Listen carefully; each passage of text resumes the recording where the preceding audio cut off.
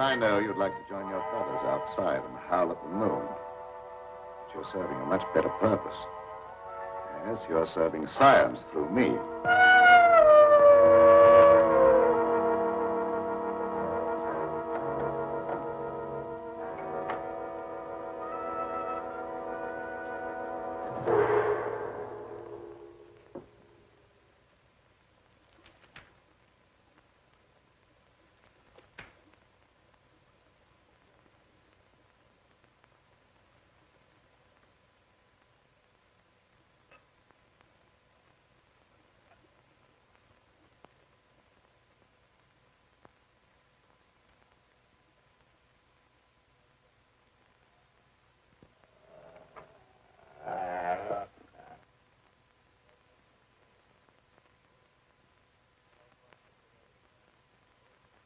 Are you quite comfortable, Petro?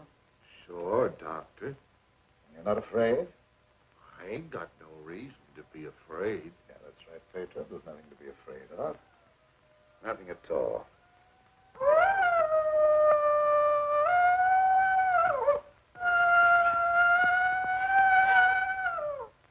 There, did that hurt?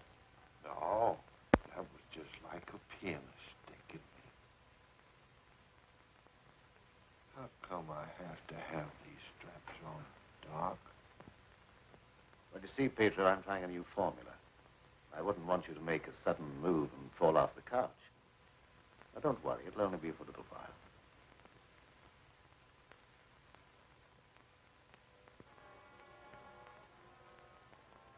How do you feel now? I feel just like I always did when you stick me with that thing. I'm kind of sleepy. I want to sleep now.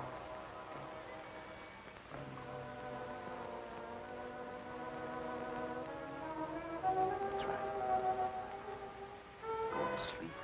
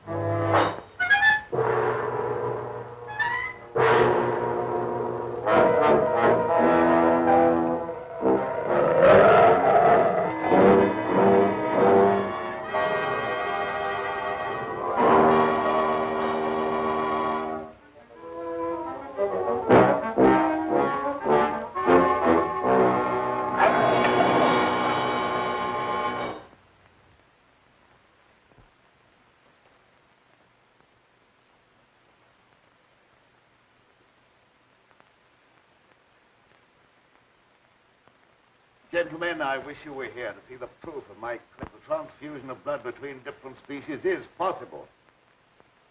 A few moments ago, Petro was a man. A harmless, good-natured man. Look at him now.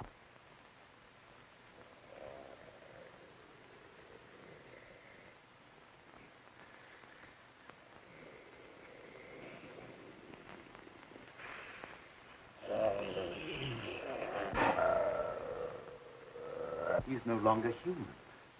He's a wolf, snarling, ferocious, lusting for the kill. You're looking at a scientific miracle, gentlemen.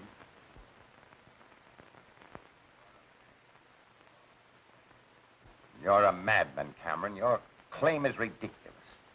That's exactly what you said in the newspapers, isn't it, Professor Blaine? That I was a madman, not fit to occupy a science chair at the university. Perhaps you'll change your mind one day, soon, when Petro tears at your throat. Poppycock. You may laugh if you want to. But look.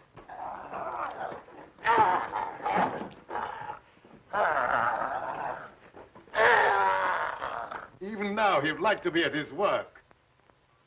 My catalytic agent has brought about a complete transition from man to wolf. crazy experiments are a disgrace to science. Yes. Those are the very words you used in denouncing me to the faculty. Professor Fitzgerald. Science. What do you know about science? You with your hidebound dogmas and shriveled mind that refuses to recognize progress. What has progress to do with your foolish tampering with nature? I'm glad you asked that question, Professor Hatfield. You also were one of those stupid fools who raised their voices against me. You're aware, of course, that this country is at war. That our armed forces are locked in combat with a savage horde who fight with fanatical fury. Well, that fanatical fury will avail them nothing when I place my new serum at the disposal of the War Department. Just picture, gentlemen, an army of wolfmen, fearless, raging, every man a snarling animal. My serum will make it possible to unloose millions of such animal men. Men who are governed by one collective thought, the animal lust to kill without regard to personal safety. Such an army will be invincible, gentlemen. Such an army will sweep everything before it. Your scheme is too utterly fantastic, Dr. Cameron. You're fools, all of you. Poor, blind fools, especially you, Dr. Warwick. Assuming that what you say is true, how would you control these wolfmen? I perfected an antidote that induces the return of immediate normalcy. And I suppose that it would be an easy matter to round up 1 million wild animals and administer an antidote. No, Cameron, you're mad. Stark, raving mad. And I, for one, am in favor of... Silence! I'm not interested in your imbecilic mouthings. All of you demonstrated your lack of vision by demanding my resignation from the faculty. Well, you accomplished your purpose. You cast me out. You robbed me of everything that I held most dear in life. Position, honor, respect. You branded me as a madman, held me up to ridicule before the whole world. But now it's time for my revenge.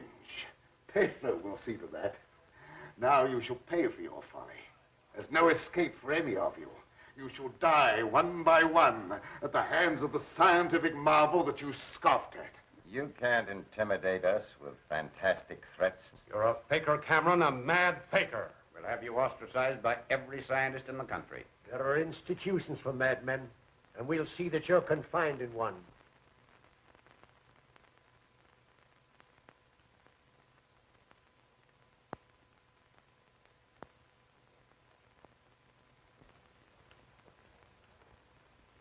You will see, gentlemen.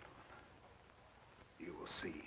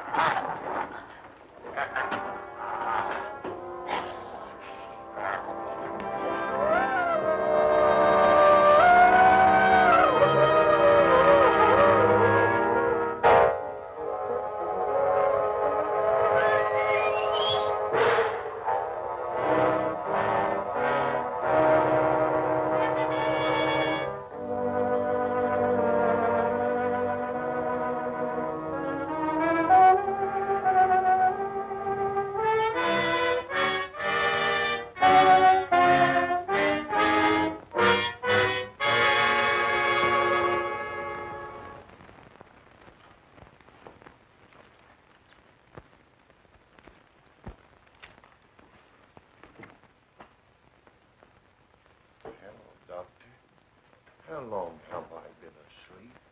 Oh, about an hour, I should say. How do you feel? I got a terrible headache, and I had some kind of an awful dream. I was running all over the countryside, chasing people and trying to kill them. What does a dream like that mean, Doctor? Oh, that doesn't mean anything. You just had a nightmare, that's all. But why should I be trying to kill people?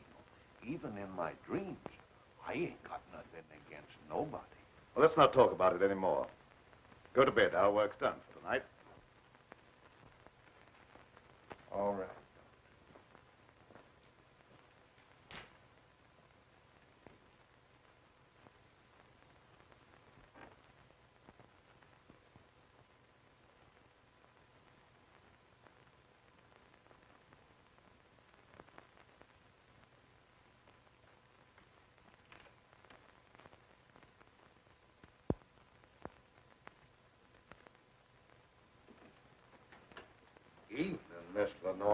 Good evening, Petro. Well, Night Owl, I was just coming down to find out how much longer you're going to work. Do you realize how late it is?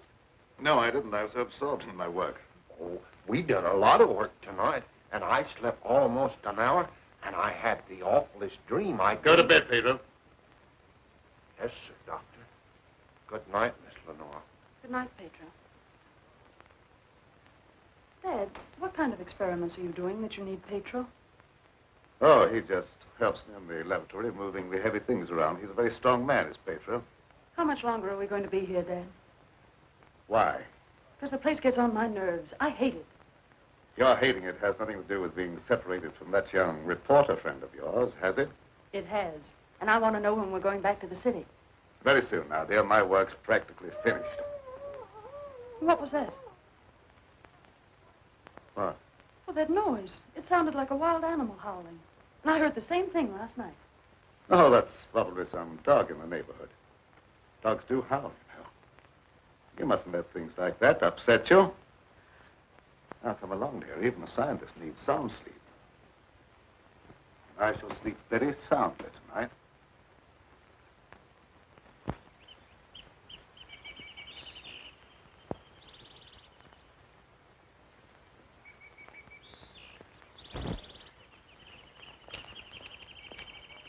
Good morning, Petro. Good morning, Miss Lenora.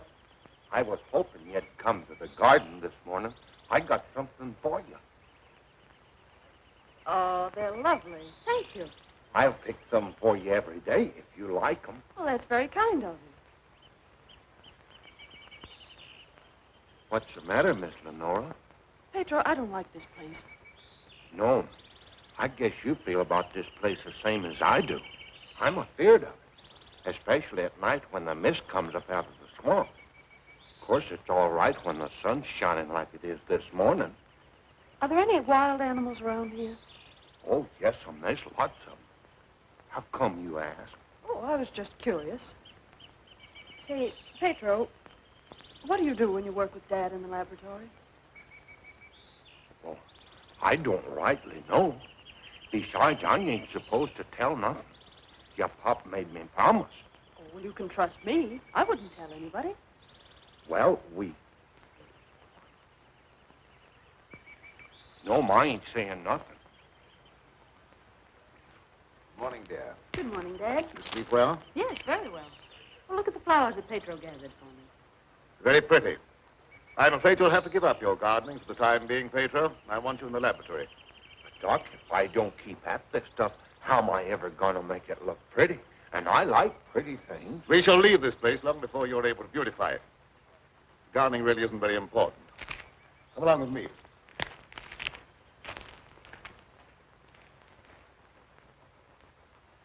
Now, Petro, I see you're waiting for me.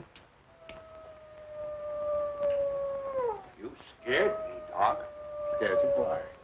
You mustn't be so jumpy. You're as nervous as that wolf. He sure is nervous, all right.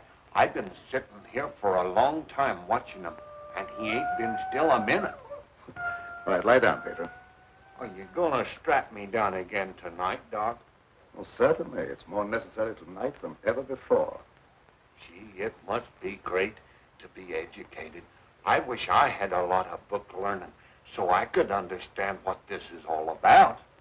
Fortunately, you don't need education or intelligence for your part of the experiment. Just strength. Animal strength. Now lie down and we'll get to work.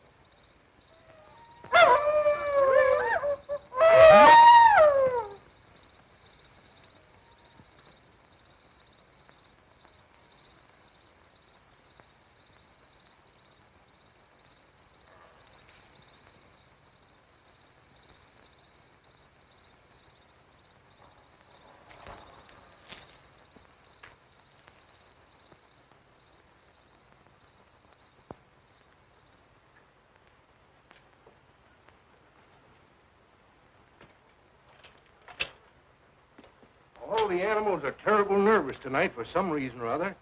The old plow mule liked to kick my head off. I come up behind her sort of quiet-like, and she lashed out with both feet.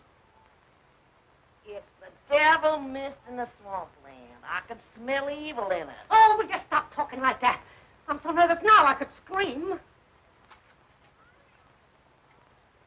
See, Mommy, I'm all ready. Oh, that's fine. Now you hop in bed. Can I put in my ball just for a little while? Well, just for a little while. But mind, if you ain't in bed by the time I do my dishes, I'm going to tan you good. Don't worry, I'll be in bed and fast asleep by that time. Good night. Good night.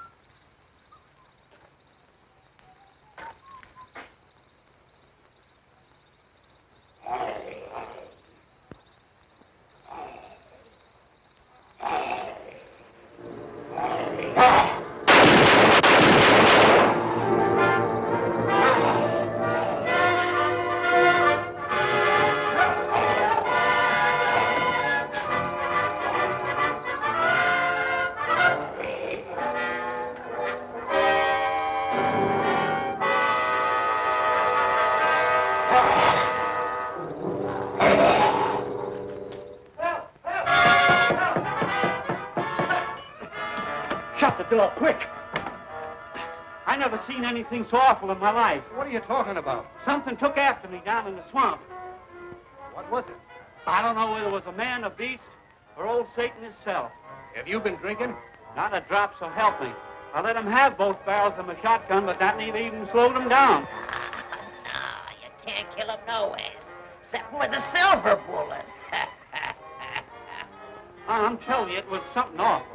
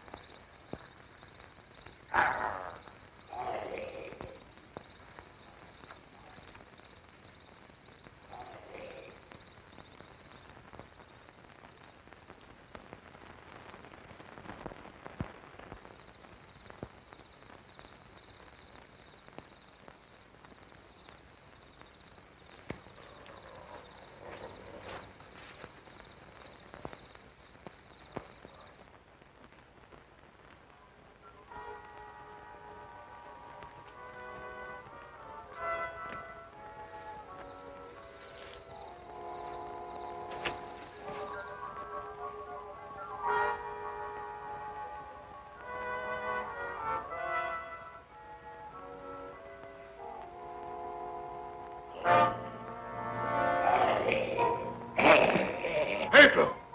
Lie down on that couch. Lie down!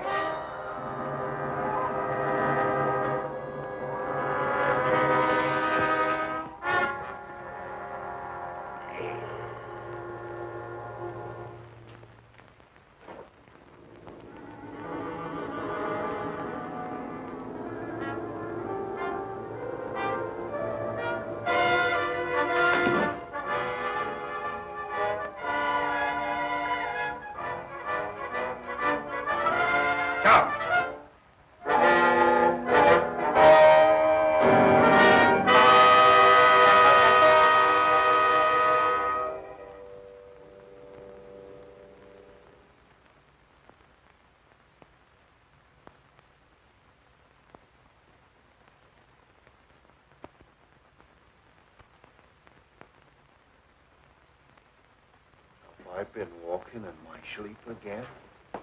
Yes, you have. You'd better go to bed. I'm sorry if I made a nuisance of myself. I wish I wouldn't walk in my sleep like that, because I have such bad dreams. Don't be upset about your dreams, Petro. You've been of great assistance to me tonight. Very great assistance. In fact, I'm going to reward you by taking you to the city with me. You mean I can go along with you and ride in the car? Yes, and while we're in the city, we'll make calls together. First, we will call upon a pompous gentleman called Blaine. Professor Blaine.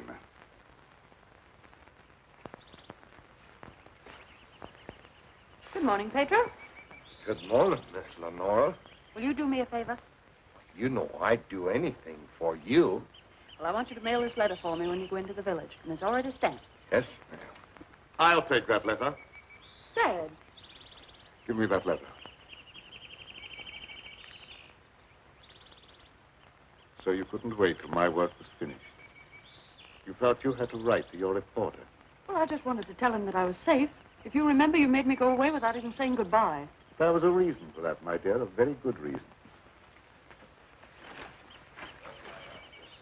See anything of him? No. Not much use looking now. It's daylight, and he only prowls at night. Maybe he's seen something. Yeah, thanks for that. Good morning. Why all the armament? We're looking for a wild varmint what killed a little child. Been looking all night. You mean someone was killed by a wild animal? Yeah, my little girl. Oh, how terrible. How did it happen? It come in through the window. My wife said the window was closed, but she must have been mistaken. Didn't try to take the baby away or nothing. It just seemed to kill just for the love of killing. Did anyone see the animal? Jed Harper did. He said it walked on its hind legs like a man, but that don't make sense. I don't care whether it makes sense or not. I know what I seen. Come on, men, we got work to do.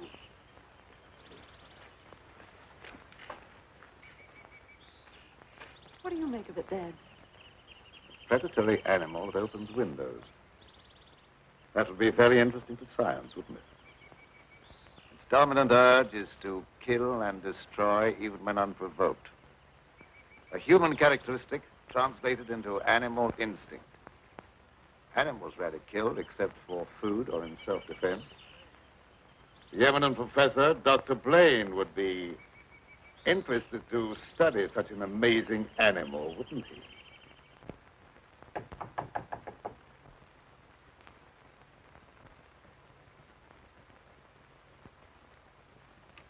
Well, come on in, Tom. Glad to see you. Good evening, Dr. Blaine. I came in through the garden so as not to disturb your housekeeper. Sit down. Even if Martha has dozed off, which I think she has, a full alarm of fire wouldn't disturb her. I have a faint suspicion that there is something besides my housekeeper's welfare on your mind. What is it? Well, I'm after a story. Well, quite a novel pursuit for a newspaperman. An AP dispatch from Ashton down in the swamp country tells about a child being killed by a wild animal. Well, that's a tragic thing. Yes, a neighboring farmer saw the brute and swears that it traveled at a terrific speed on its two hind legs. I understand they make a very potent corn liquor in that district. Oh, no, it's nothing like that. I've a hunch there's more to this story than just a jug full of corn liquor. I hope that you could give me an angle I could work into a Sunday feature. I don't know what you mean by an angle. The possibility of the survival in the depths of the swamp of some of those overgrown lizards that used to be head men on Earth. I understand they traveled around on their hind legs and made our present-day public enemies look like horticultural specimens. No, I'm sorry, Tom. I can't lend myself to that sort of sensationalism. True science, the search for knowledge, is on a far higher plane than that. It is worthy of being treated with dignity. And I feel that I owe an obligation to the people who respect my opinion. Your angle, as you call it, on prehistoric lizards is utterly fantastic. I'm sorry. I didn't know I was getting into such deep water.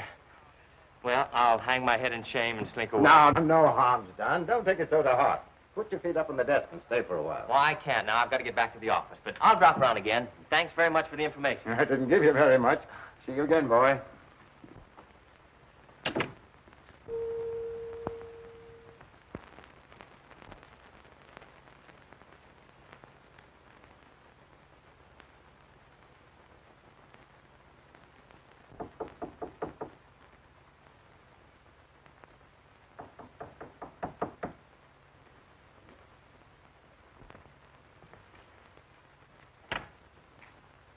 Blaine.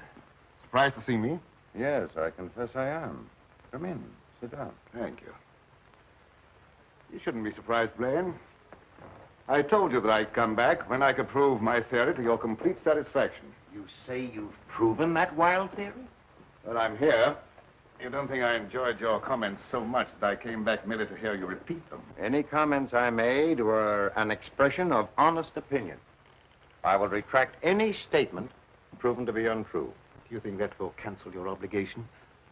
Do you think a retraction will pay me for the humiliation of being held up to public ridicule, for having my scientific reputation blasted, for being forced to resign from an honorable position? I deeply regret any possible injustice, but my rejection of your theory was not intended as a personal persecution. I'm sorry. I apologize, Dr. Blaine. I suppose we're all prone at times to lose sight of the true perspective. Well, let's say no more about it. I'll gladly consider anything in support of your theory. I'm not asking you to take my word for anything. Just to believe the evidence of your own eyes. Petro.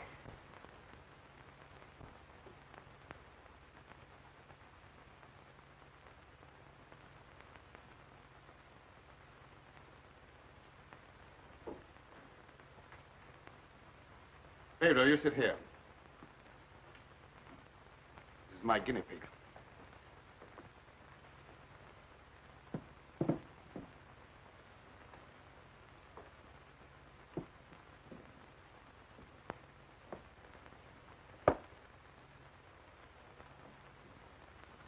You're aware of the nature of this experiment? We've been doing this a long time. You may rest assured the experiment is a proven success. Otherwise, I wouldn't be here. What good can come with tampering with the normal laws of nature? A great deal of good. An invincible army, for one thing. You'll understand when you see the results. I abhor whatever appears to be a perversion of science. Mingling the blood of man and beast is downright sacrilege. I have no sympathy with such maudlin sentimentality. I propounded a theory which you denounced publicly as being ridiculous. The result of a disordered mind. Are you trying to squirm out of facing the possibility that you may be wrong? Not at all. I will cooperate in any way possible. That's just what I wanted to hear. I've given him one injection to prepare his blood for the transfusion. He'll need another in exactly 20 minutes.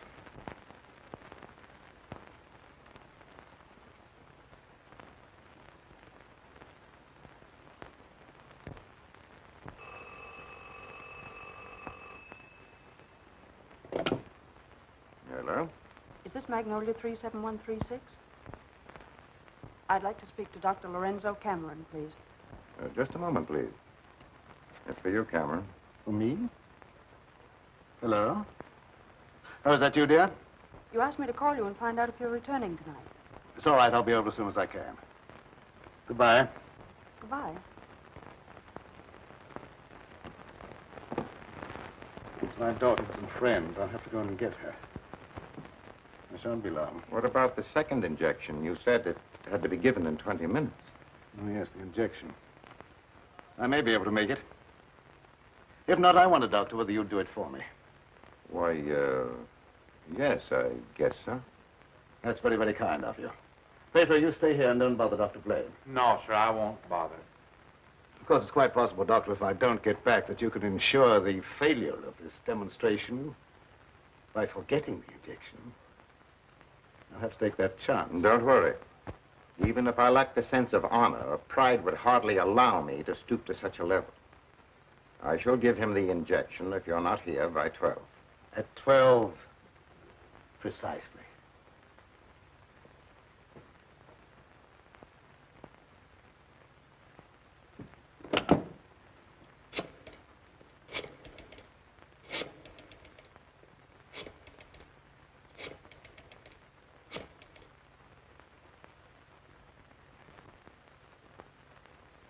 Hello?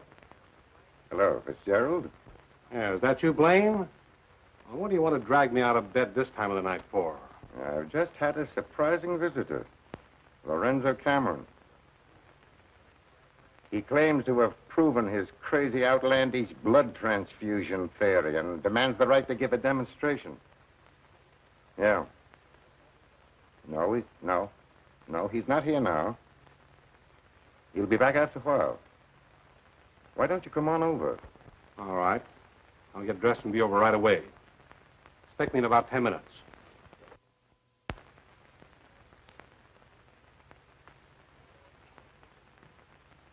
Are you at all familiar with the work Dr. Cameron is doing?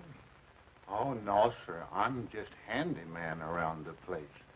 Nobody, not even Miss Lenora, knows what he does. Oh, his daughter is still with him? Oh, yes, sir. She's with him. But I think she's lonesome. She seems to be grieving about something. Oh, that's an outrage. Cameron has no right to accept such a sacrifice from her.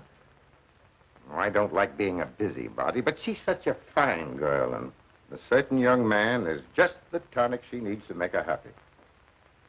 Where do they live? Dr. Cameron rented the old Danfield homestead house about 4 or 5 miles from Ashton. It was a fine place, but ain't been nobody lived there for a long time, and the weeds kept growing closer to the house till they about swallowed up everything.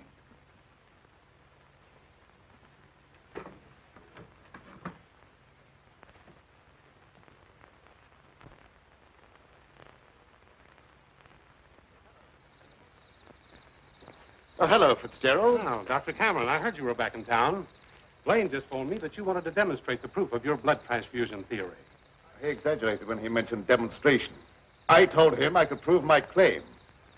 But I don't think Professor Blaine is in a cooperative frame of mind. That's why I came to you. What do you want me to do? I'd like you to be present when I talk to him. All right. I'll take a walk over with you. You know,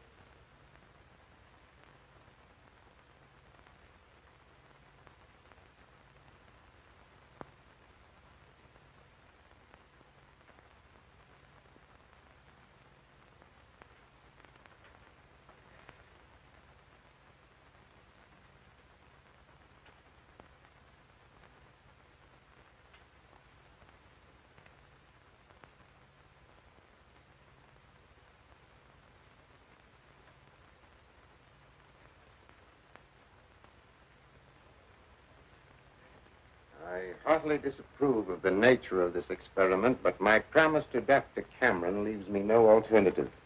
Sure. Roll up your sleeves.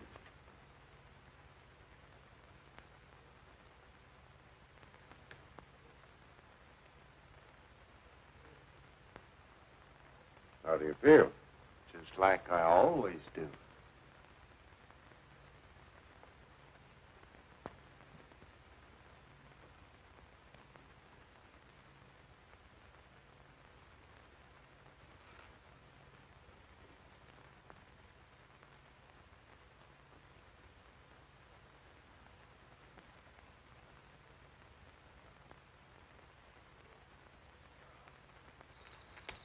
Well, here we are.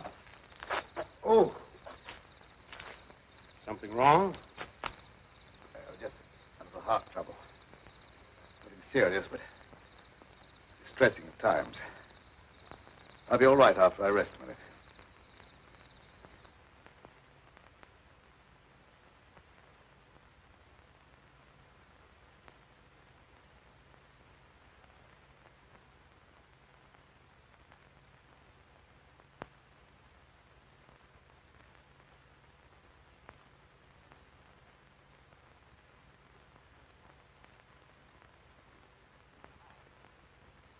Maybe we better go in the house. Oh, no, in just a moment. What's the matter, Gunk? Oh, a slight heart attack. Want me to call an ambulance? No, I don't want an ambulance. I'll be all right in a minute. Oh, just trying to help.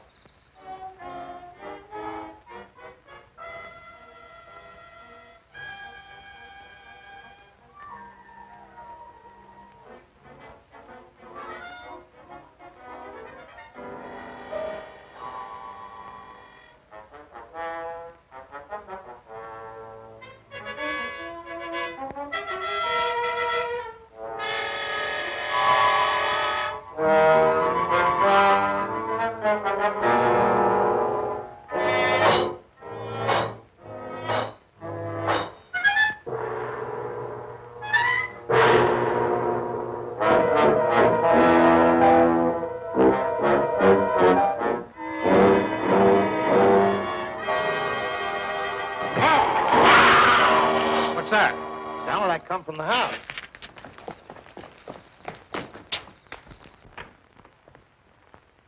Come on in here. There's something wrong.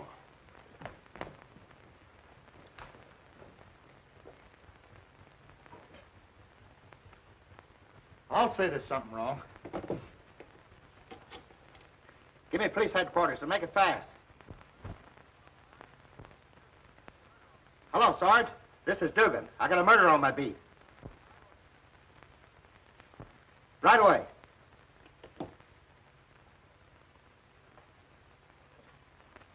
That's the work of an animal, not of a human being. What do you know about this? How could I know anything? I was with you. Officer, my heart's beginning to trouble me again. I can't be of any use here. I may as well leave. Sure, go ahead. I can't pretend to feel any great sorrow. But then my feelings are of no importance one way or the other. Good night.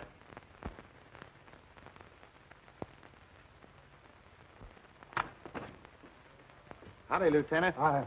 I've seen a lot of murders in my day, but never as messy as this one.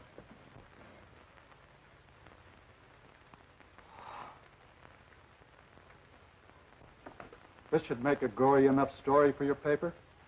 This is more than just a story to me. He was my friend. There was a couple of college professors arguing outside and using a lot of big words. They followed me in here, and I heard one of them say that some kind of a dangerous animal done this killing. Well, how could a dangerous animal be roaming around the city? Well, I don't know. Guess he got away from a zoo or a circus or something. I'll check on that angle.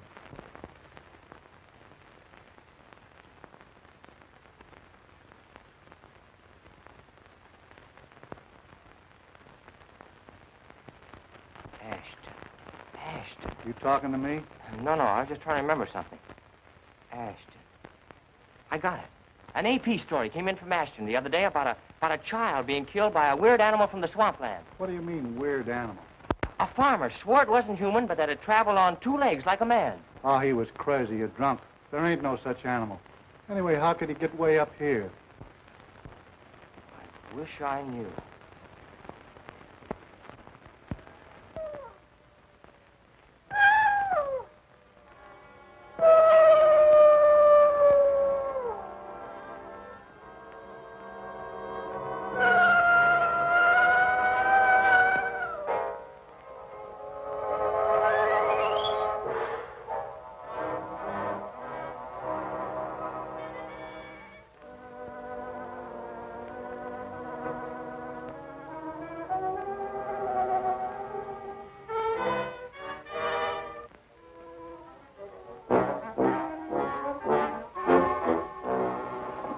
Petro, you startled me. Oh, what's the matter? Why do you stare at me like that? I don't know, Miss Lenore. I feel funny. I smell something in the mist coming up out of the swamp. It's like a voice talking to me, telling me to do something. Something terrible. Oh, but that isn't real. That's just your imagination. You mustn't pay any attention to what that voice seems to be saying. Petro! What are you doing here? Go to your room. You've no right in this part of the house. Get out! Immediately! Wake up! You're dreaming.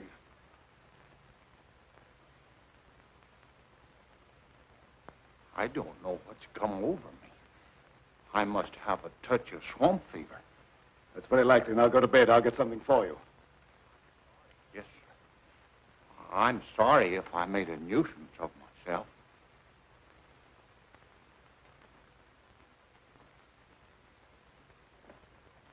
Dad, what happened to Petro? I'm terribly afraid. There's nothing to be afraid of, dear. He just had a touch of fever, that's all. Oh, that was more than fever. Well, his eyes were the eyes of a wild beast. He was possessed by a demon. Now, dear, you know there's no such thing as being possessed by a demon. That's ignorant superstition. Well, I don't care what you call it, Dad. But there's something here that's evil. It's real, and I can feel it. And I'm afraid. Dad, I can't stand it here any longer. Let's get away. I can't go now, dear. I must wait till my work's finished. Pull yourself together, dear. Oh, I won't be silly anymore. Nothing must interfere with your work. You've been a very great comfort to me. I know what a terribly lonely life this must be for you. We won't talk about it anymore, Dad. I just want you to prove that you're the greatest scientist in the world. They'll soon have all the proof they want. I expect the eminent Professor Fitzgerald to pay me a call before long, and I shall be delighted to confound him with scientific facts that he declared were impossible. Now you go to bed, dear, huh? And have a good night's rest. Good night, dear. I'll look after Petro. Good night, Dad.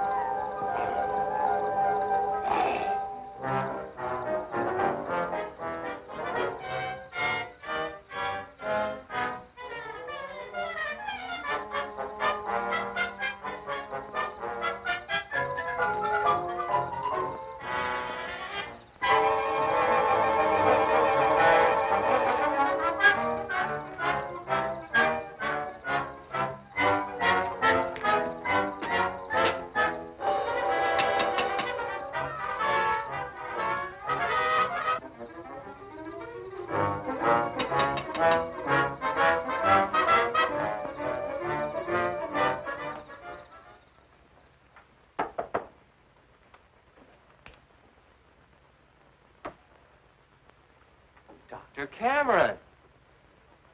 So, you're the owner of this haunted castle. What do you mean, haunted castle? Well, maybe I did just have the jitters, but I thought something was prowling around out there. Did you see anything? No, not even positive I heard anything. Just a feeling. That's not very definite, is it? Tom! Oh, it's good to see you. Can you ever forgive me for going off without saying goodbye? That doesn't matter now that I've found you. I see no reason for rejoicing. Dad! I buried myself in this out-of-the-way place so that I could work undisturbed, away from snooping reporters who only ridicule what they have not the intelligence to understand. I had no thought of ridicule in coming here. I'm not interested in your reasons for coming, but I would like to know how you happened to find your way here. I found a message from Dr. Blaine after he was killed. Dr. Blaine killed? Oh, how terrible. Yes, apparently he was killed by some animal. You knew about it? I was with Professor Fitzgerald when it happened, and I saw him right afterwards. What was the message? A memorandum to tell me about this old plantation. So he meant to betray my confidence, just as he did before. Well, I don't believe Dr. Blaine had any such thought in mind. I don't care what you profess to believe. You belong to a profession that's obnoxious to me, and you're not welcome here. Dad, Keep quiet. I won't keep quiet. Now, I've stayed here because I thought you needed me. But I won't have you treat Tommy like this. No, don't get upset on my account. Things will turn out all right. I suppose you have a right to your own opinion. Good night. Tom, wait. Don't go now. Wait till daylight. Why? Well, I'm afraid. Afraid of what? Well, I don't know exactly, but there's something dangerous that prowls around in the dark. And I wish you wouldn't take this trip alone. Don't worry about me. If I meet anything I can't whip, I can do a swell job of running. I'll be around tomorrow whistling at your front gate, if you have a front gate. Good night. I wish you'd wait till morning. I'm sorry, I can't do that. Good night. Good night.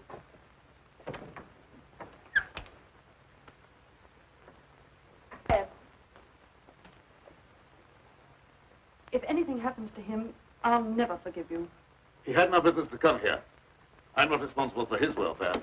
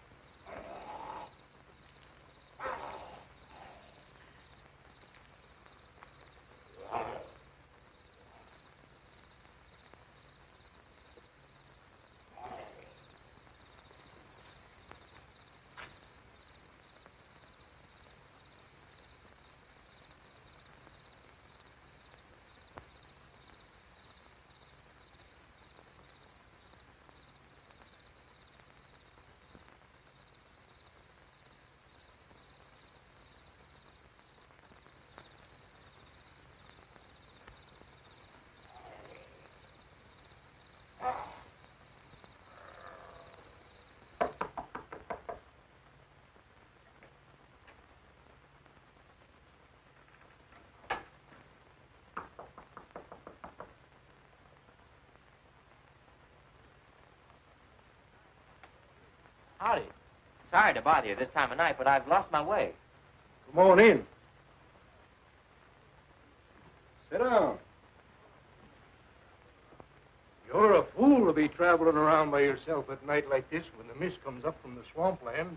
Oh, you mean the mysterious night prowler that's got everyone's imagination working overtime? That ain't imagination with me, mister. That thing killed my little girl. Sorry, I wouldn't have joked if I'd known. It scared Jed Harper so bad, he went and got religion. Well, say, can you give me some facts about this killer? What does it look like? No one can tell you that for sure, mister. Because it never prowls only on nights like this when the mist is thick and nothing can be seen very plain. Jed Harper said it traveled on 2 legs. But you can't count on that because Jed was scared half out of his mind. Besides, the mist was extra thick that night. You better stay here the rest of the night, mister. I can't offer you a bed, but I'll make you as comfortable as I can. Well, thank you very much.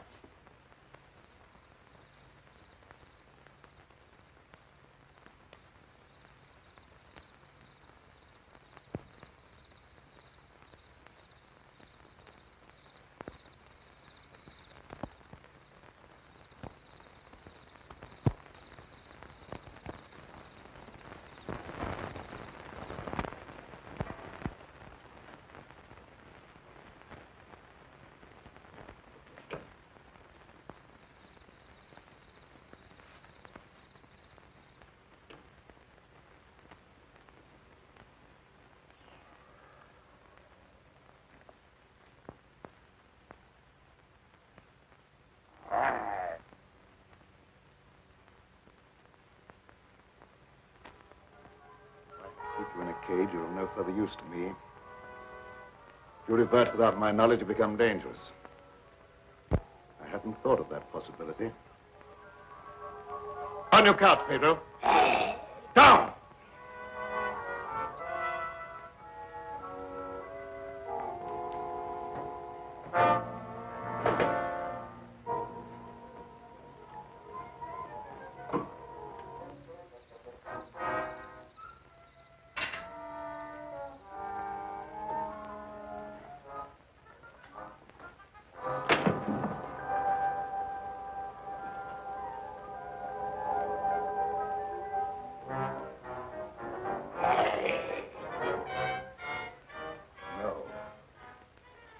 I couldn't disappoint Professor Fitzgerald.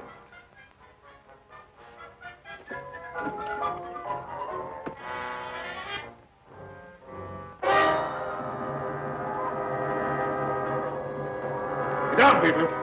Down!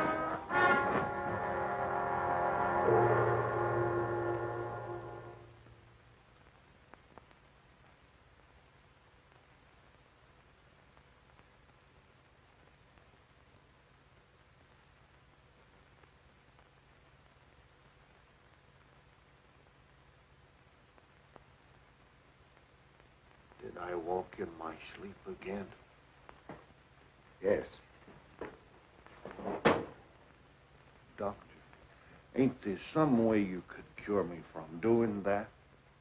I'm afraid not. It may be necessary to lock you up at night after this. Oh, it don't seem fair to lock a man up just like he was an animal.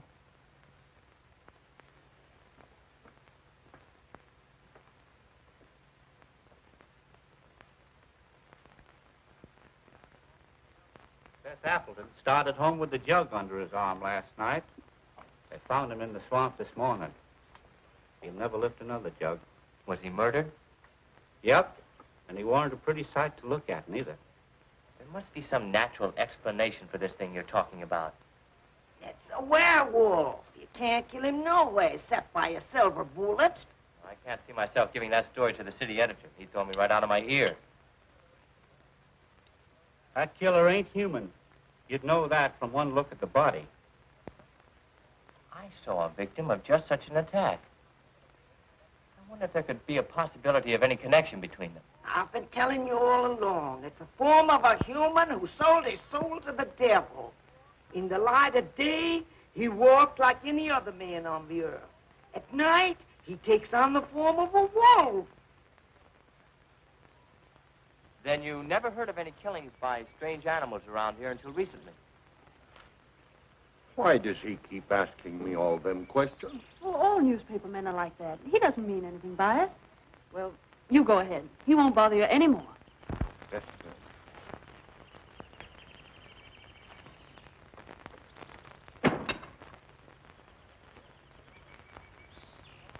Lenora, you must give some thought to your own safety and peace of mind. There's no normal reason for Dr. Cameron to hide away in a place like this unless... Unless what? Oh, nothing, forget it. Don't avoid the question. What were you going to say?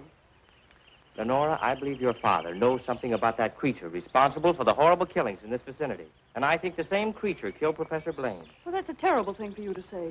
I didn't expect you to join the chorus against him. Oh, I hope I'm wrong, but I'll do everything I can to learn the truth, no matter where it leads. Good morning, young man. I'm very glad to see you. I want to apologize for the way I talked to you last night. Oh, well, that's all right. I can understand how you must feel about the newspapers. I didn't, what do you call, hang on to their punches. Pull their punches. I know, they gave you quite a ride. But I didn't write any of that stuff. Oh, I know. That's why I'm so sorry the way I received you. If you're interested in scientific research, I'd be glad sometime to show you what I've accomplished. Well, thanks, Doc. That's very nice. And now, if you'll pardon me, I'll leave Lenora to entertain you. Okay. That doesn't sound as if he has a secret to hide, does it? Why, no. And I never before was so glad to be wrong.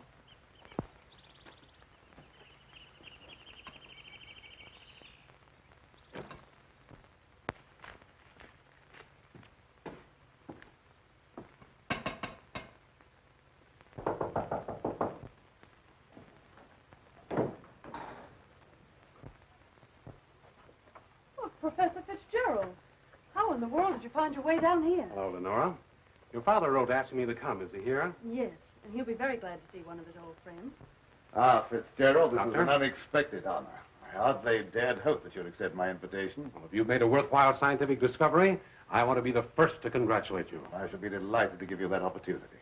The things that you two have to talk over are way over my head, so I'll leave you alone. Oh, now, don't run away. I promise to limit myself to words of 2 syllables. That'll take all the fun out of the discussion. I'll see you after a while. Thanks. Shall we go into the lab? You wish? You're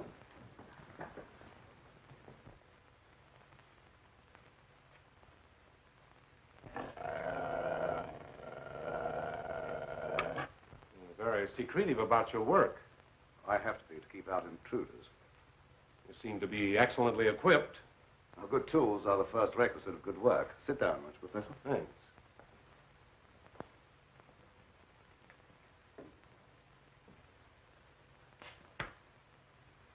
I've discovered that certain extremely volatile elements in the blood, little more than particles of electrical energy, are the source of all physical growth and mentality by exciting the various glands and brain cells. I've learned how to extract and concentrate these elements from the blood of various animals. I can control evolution. I've discovered the source of life. You're crazy. That has a familiar ring. You told the newspapers I was crazy once, didn't you? I didn't know that you invited me here to reopen an old controversy that was very disagreeable to all concerned. I came with the hope that you'd abandon impossible theories and accomplish something worthy of consideration. And I suppose you feel yourself fully competent to judge my accomplishments. You and your hidebound associates, Hatfield, Warwick, and Blaine. No, not Blaine. He no longer is passing judgment on my sanity. I believe you know something about Blaine's death. You were at his house. And you talked to him on the telephone before I came to your house. Did he say then that he was in any danger of losing his life? No. Nothing threatened him at that time. And I was with you when he was killed. You pride yourself on not indulging in fantastic theories. What proof have you that I was in any way implicated in Blaine's death? I have no definite proof. You accuse me of being crazy for what I claim to have accomplished with this apparatus. but I can give you overwhelming proof of what I say. I can inject into your veins a substance that will give you the strength of 10 men. Or, following the line of evolution, how would you like a pair of donkey's ears? That'd go well with your type of mentality. I certainly will not be the subject for any of your experiments, and I'm afraid it's useless for us to continue this discussion any further. You're not leaving, are you? I see no reason for staying. Open that secret panel. So you don't care to stay and be convinced that you were wrong? I don't care to be ridiculed by a charlatan. Ah, ridicule. That isn't pleasant, is it? I know from experience. I had nothing to do with that. It wasn't my fault if the public treated your crazy theories with the ridicule they deserved.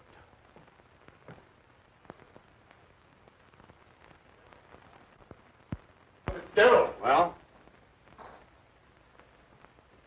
Would you do me a favor? What is it? I have to send my hired man into town. Would you mind taking him with you? All right. I can do that without any trouble. Oh, thank you so much. If you'll wait at the car, I'll send him out to you in a few minutes.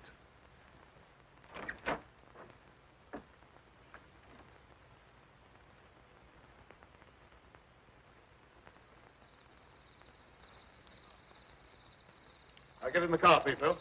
Don't keep Professor Fitzgerald waiting. I should have known this trip would be a waste of time. I still hope to give you proof that you can't ignore. Remember me to Hatfield and Warwick when you see them again.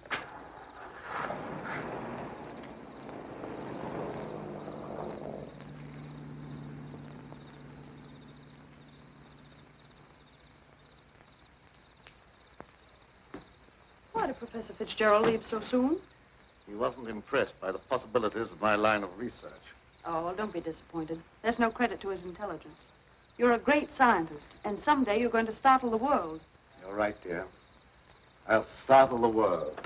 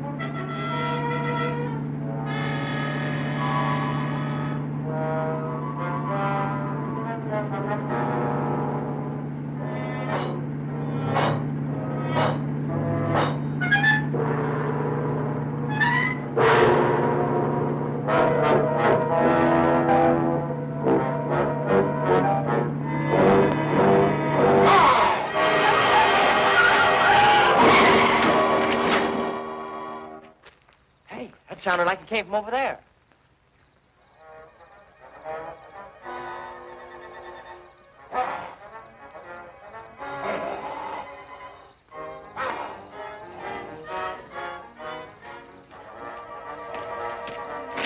I didn't see a thing.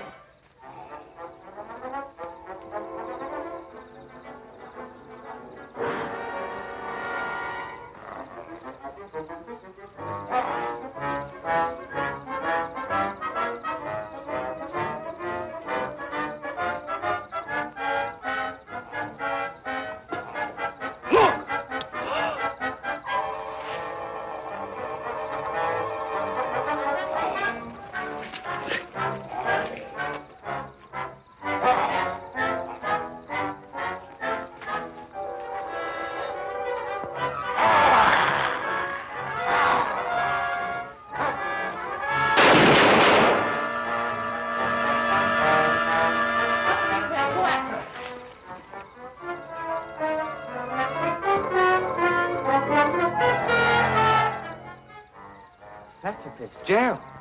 Is he dead? He's still alive, but unconscious. Where can we take him? You can take him over to my place, but the old Danfield house is handier. We'll take him there. I don't know how badly he's hurt. One of you men go for a doctor. Come on, give me a hand. Take it easy, fellas.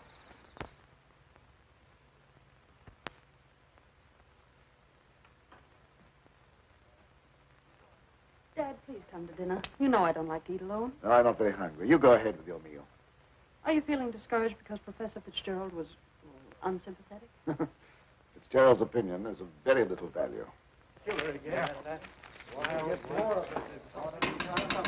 I'll answer the door.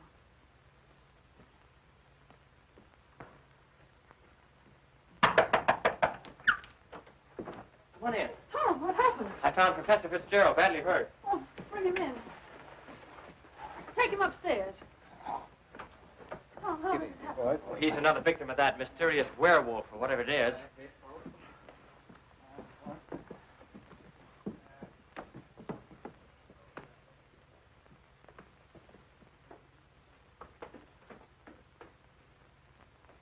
In here.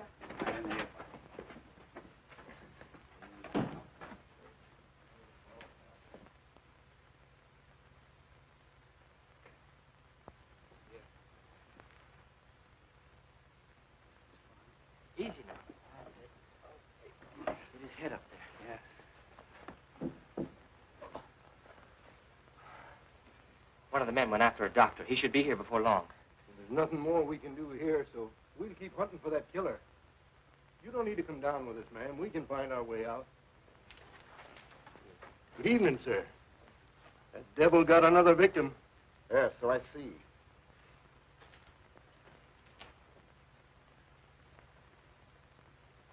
I was surprised to see Professor Fitzgerald in this neighborhood. He came to see me. How badly is he hurt? I don't know yet. We'll find out as soon as the doctor gets here. When he regains consciousness, we'll find out who or what has committed these horrible killings. Yes. It'll be very interesting to hear what he has to say.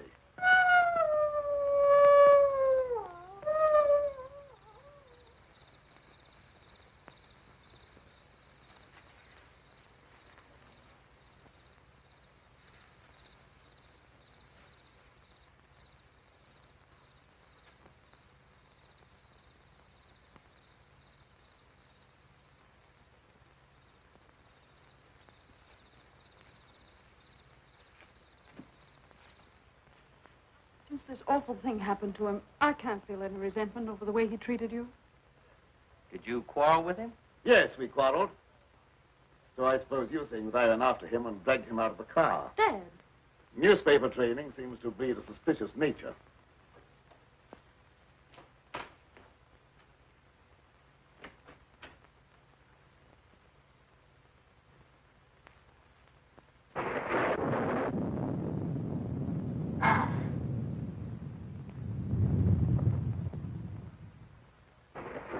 I wish you wouldn't try to antagonize him. I wasn't trying to antagonize him. He didn't give me a chance to finish.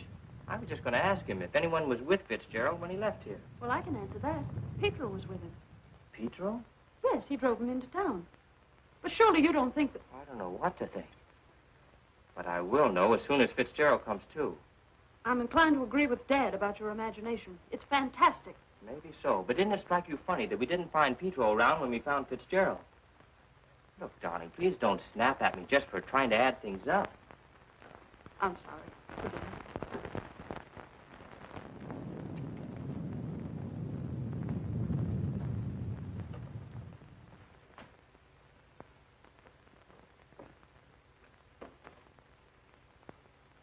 He's still unconscious. Oh, he must regain consciousness, even if only for a few minutes. So much depends upon it. That must be the doctor. Well, I'll go down with you.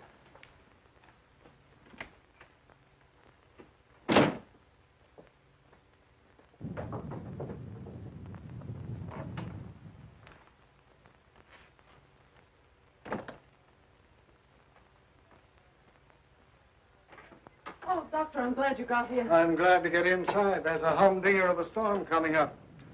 Where's the patient? Upstairs. Oh, good evening, Doctor. Will you go right on up?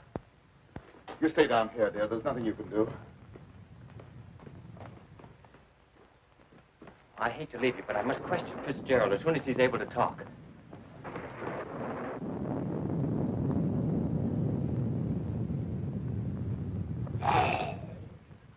Reckon it's a little late for me to help. The man's dead. Dead? Yes, that's too bad. We were hoping he'd throw some light on a matter of great importance.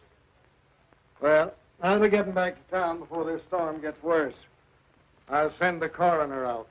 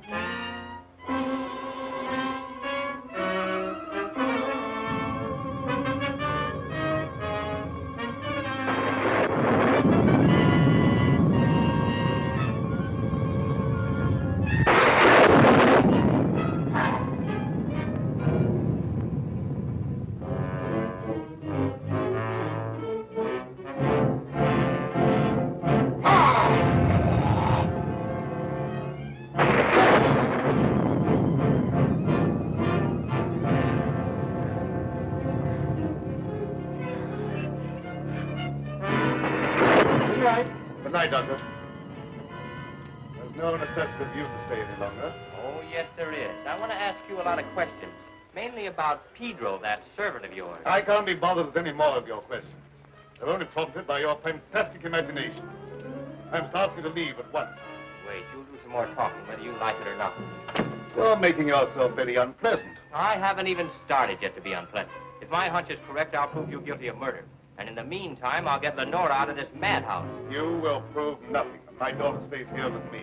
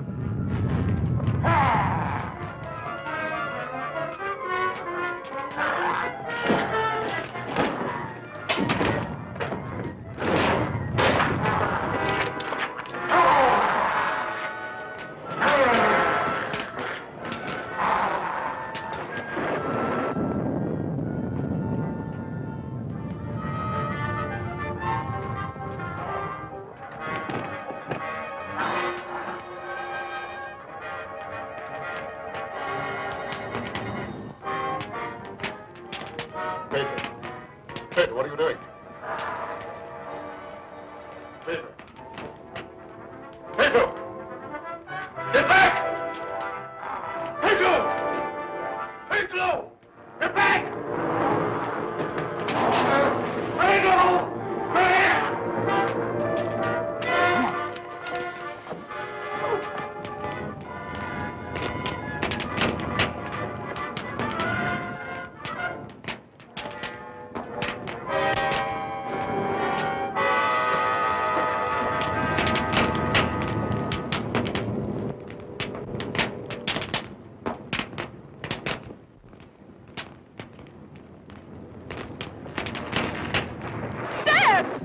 You wait here. I'll go get him.